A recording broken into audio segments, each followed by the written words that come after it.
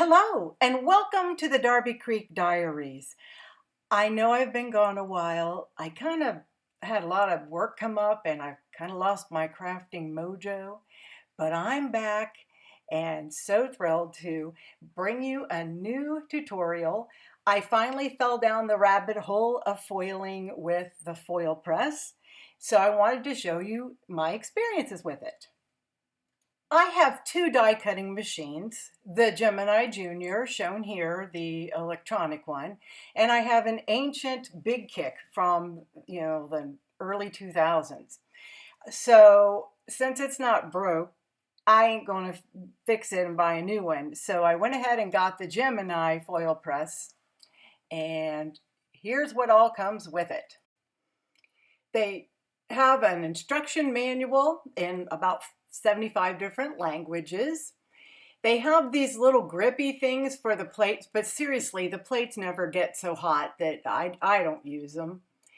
Then they included some foiling plates and some foil and cut plates. And you're going to be able to tell the difference because the cutting ones are black and the foil ones are just the silver. And then there are some magnetic tweezers, so you can pick it up off the hot plate. Magnetic or a shim and the top plate, and a silicone mat to put your hot plates on when you're done. It doesn't get that hot though, I don't think. So the first thing you want to do is turn on the button on the side, and then you're going to let this sucker warm up. There are 3 temperatures. I just showed you there. And then you just will hit start, and there's where you put your time in. We'll get to that though. This must be heat reactive foil. It can't be the kind like thermowebs.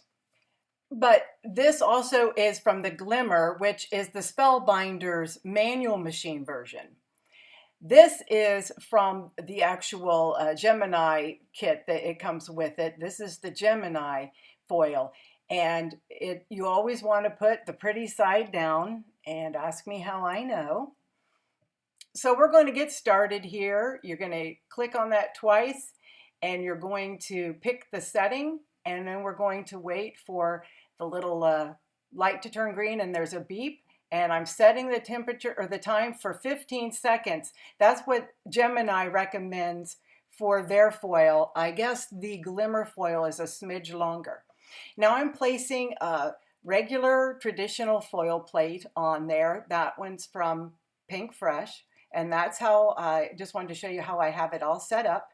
So we're just going to wait for the beep and the light to turn green. It takes a couple, 3 minutes for that, but now we're ready to go. Once again, we lay the pretty side down. If you accidentally flip it the other way, I'll show you some stuff that does a great job of getting it off. And then your cardstock and your top plate. Then you're going to make sure you're at 15 seconds for this particular one, and you hit start and wait for the beep. And then all you have to do is pull this out and take it over and just run it through your Gemini Junior. And now for the magic. I should have probably used a paper shim, as we'll see here in a minute, but we're just going to pull off the foil paper. Ta-da! Isn't that gorgeous? It looks so fancy. It kind of looks professional, although that's not exactly what we may be going for, but what the heck. And then I used the magnetic tweezers to take the plate off, especially if you are working with children, but I really don't think it gets that hot. So I'm going to set the plate up again, and we're going to do a different technique. This is a PinkFresh Studio, just a flat foiling plate, so that you can use the positive sides, or the negative sides, I guess, of the foil that you've already used, so there's not a bunch of waste. You're just going to have 2 different versions of everything. So we're waiting on that light to turn green again. And now it's green. I'm going to lay the used piece of foil down then I use a bigger piece of cardstock than I need so that you don't have to worry about it being perfectly straight. You can always just trim it to make it straight. There's the top plate. And now we're going to hit start and do the 15 seconds again. So we have it beep and we're ready to pull this out and go run it through the Gemini Junior. I think mine has lost a little pressure. This is the one where I should have probably used a shim. I know that you really have to play with your papers and, you know, it takes a little practice, but why would I do that? I'll just show you a tutorial without practicing.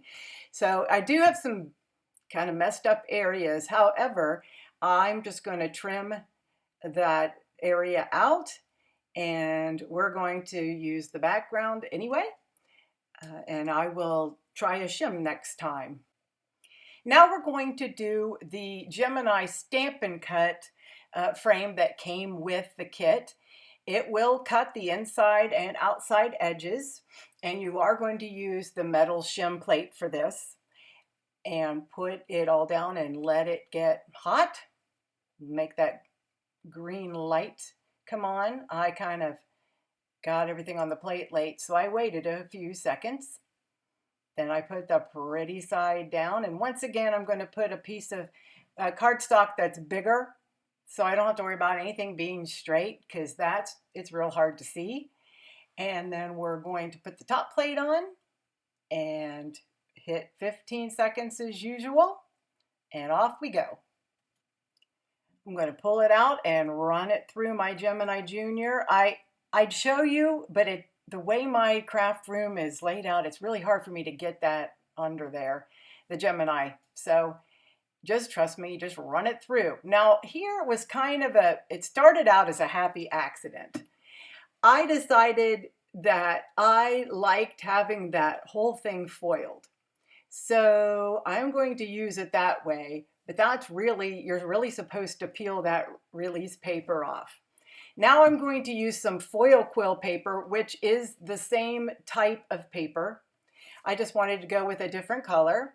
And now I'm laying down just a standard cutting die, like we all have, probably too many of. And let everything heat up, lay the pretty side down.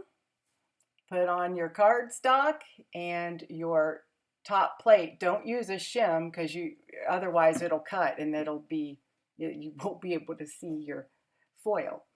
So here is the reveal. It's going to be just on the cutting plate, the actual sharp edge. So it's going to be a very delicate, thin line. It's not going to be nearly as bold as if you used a foil plate, but as you can see, it does work.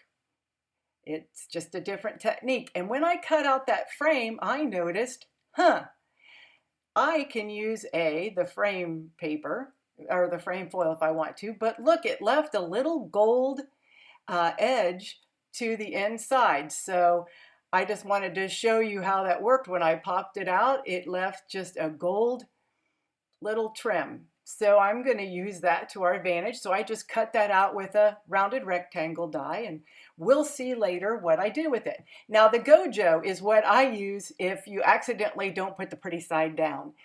I had a plate that I had to clean up because on the other kind of foil, you have it pretty side up. Now I'm taking some saltwater taffy, the brand new distress color, and I'm just applying the color over this PinkFresh Studio cover plate sort of foil press. And I'm not taking a huge amount of care. I just want to make sure that I have color in all the white areas. And it only really takes a second to do. Now I'm going to take a soft cloth and gently wipe off the excess on the foil. Now you don't want to rub this hard because this foil is not that thick, and you will start rubbing the foil off. You may lose just a little bit of the gloss on the foil, but overall it's still very pretty. And there's a close-up of it. And look at the mess my fingers are. That was from another crafty project I did just before, which would be this. I was dyeing those little flowers. Those are little ideology flowers. Now that's the frame that I didn't want to take all the foil off.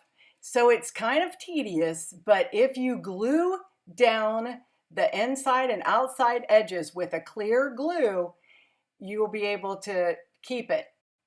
This is what it would look like if you pulled the foil. I forgot to use a shim, so it didn't cut as well. This is where I took that frame that had the gold trim. I did some more of the taffy ink and used that to, kind of accent this. And I used a Simon Says Stamp daisy flower. I flicked some gold leaf on the back. Then this is the one that we just did with the inking, the oxide ink. And I just, did about 3 levels of hugs, give it a little bit. And then I also used some squares. And then there's what it would look like with the positive side. Very, very pretty die. This is how I fixed the geometric block one, geo block one, because it had some little spots. So I just made a mini slimline out of it. And that's a great card size. And then there's our butterfly. I'll save that for another project. And as a bonus card, this was a Valentine I made.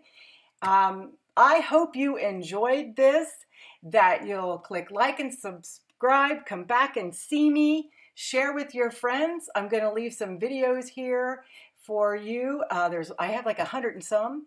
And so until next time, take care. Bye-bye.